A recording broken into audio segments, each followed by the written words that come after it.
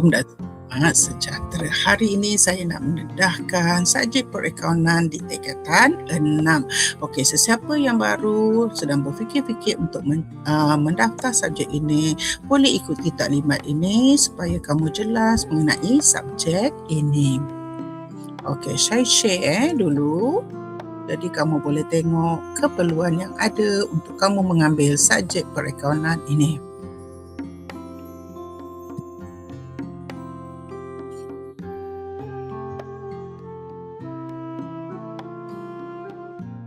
Okey, saya Puan Nurisa. Saya adalah Ketua Unit Perakaunan untuk SMK Tinggi Melaka. Ini biasanya taklimat yang saya beri untuk pelajar saya lah. Saya dedahkan sekali kepada semua supaya semua faham dan mendapat pendedahan.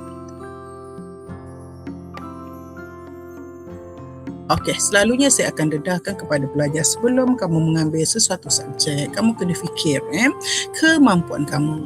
Macam Atuk ni cakap, everybody is a genius. Kamu ni genius, tapi jangan tersalah pilih ya. Contohnya, kalau ikan tu kamu suruh dia panjat pokok, mungkin dia tak mampu. Selamanya dia akan kata dia bodoh. Tapi cuba bagi ikan tu berenang.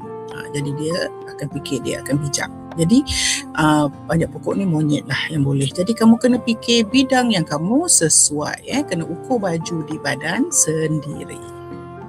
Okey, yang ini carta organisasi sekolah saya lah. Okey. Untuk perakaunan, dia dibahagi kepada 3 semester.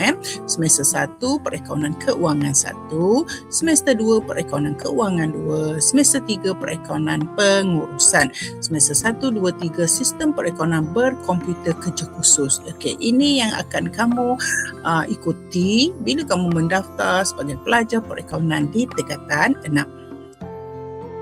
Okey, topik-topik dia. Semester 1 adalah bab 1 asas perakaunan keuangan, bab 2 adalah aset, bab 3 liability dan equity, bab 4 sistem perakaunan berkomputer iaitu kerja khusus. Ada yang kamu mungkin pernah jumpa semasa belajar di peringkat SPM.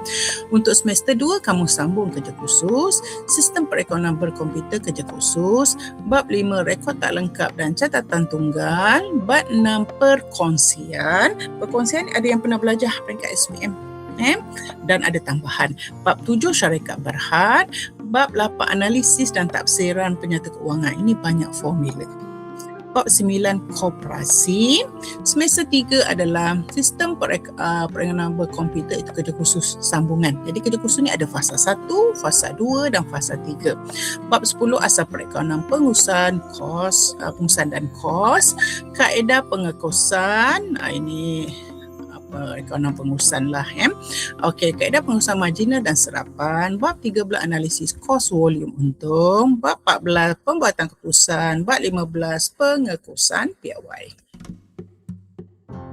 Skema pentafsiran dia, ini peperiksaan lah.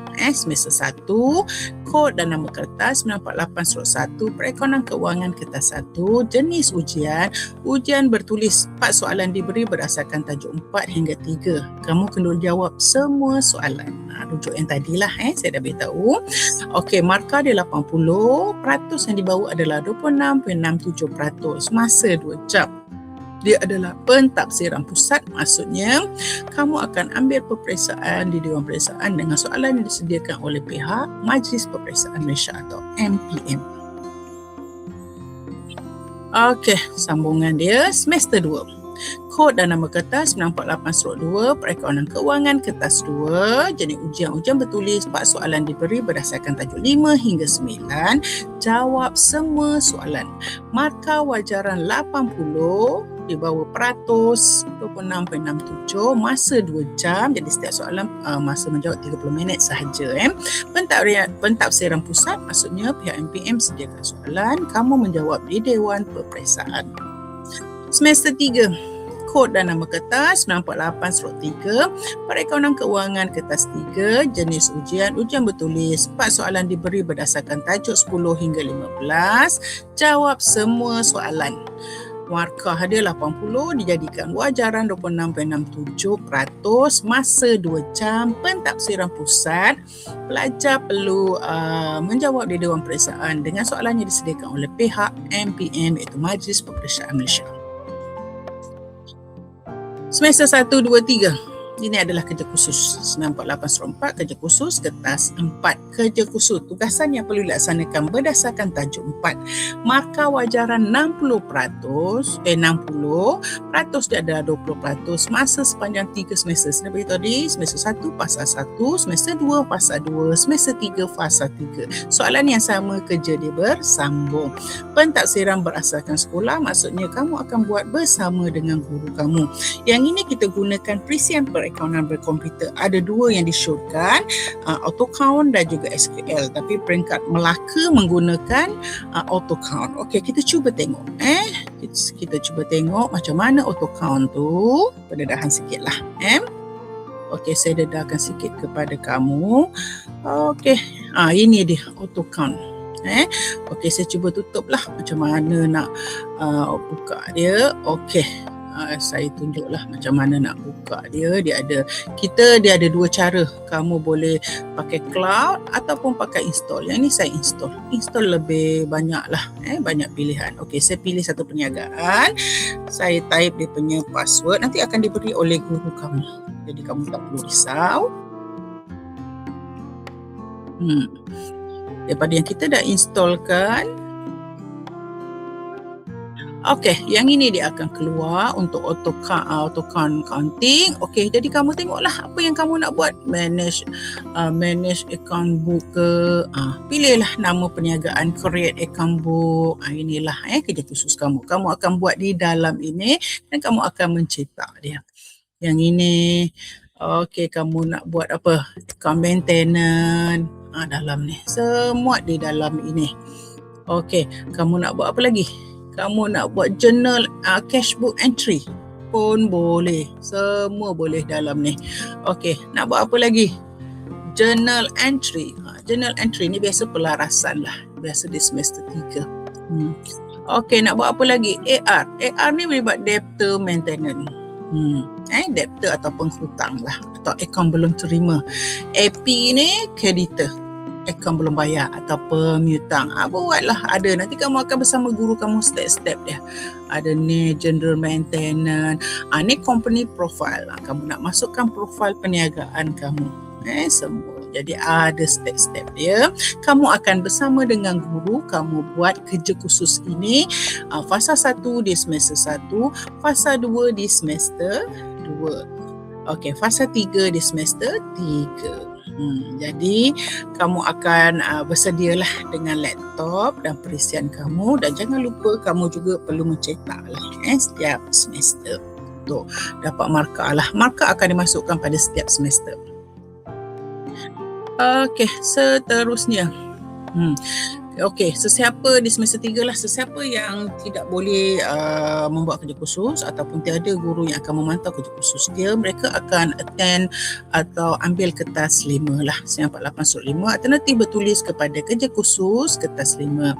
Dia adalah jenis ujian-ujian bertulis, 2 soalan struktur dan 1 soalan esei diberi berdasarkan tajuk 4. Jawab semua soalan. Sekarang ni tak ada pilihan lah, semua kena jawab.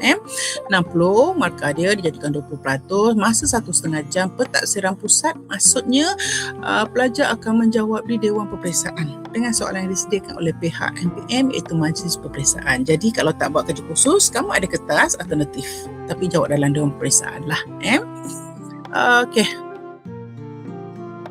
Okey, senarai rujukan. Ini atau koperasi, atau perkongsian 91, atau syarikat 2016, ini managerial accounting, kearifan Dewan Pelaporan Penyata Kewangan Koperasi, Malaysian Financial Report Standard Reporting Standard MFRS. Okey, managerial accounting, the cornerstone of business decision making. Okey, yang ni bahasa Inggeris semua, accounting principle. Okey, yang ni rujukan yang baru dikeluarkan oleh pihak terbitan local publication. Dia merangkumi semester 1, semester 2, semester 3, dan dalam pasaran pun susah jugalah. Biasanya melalui penerbit ni lah. Kamu boleh dapatkan daripada guru kamu.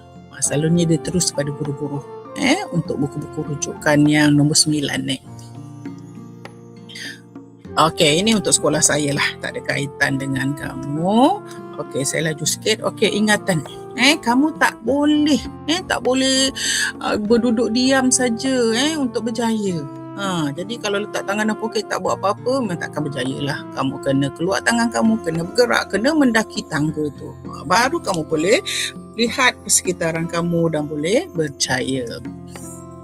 Okay, tak ada. There is no elevator to success. You have to take the step. Maksudnya kamu kena mendaki naik tangga.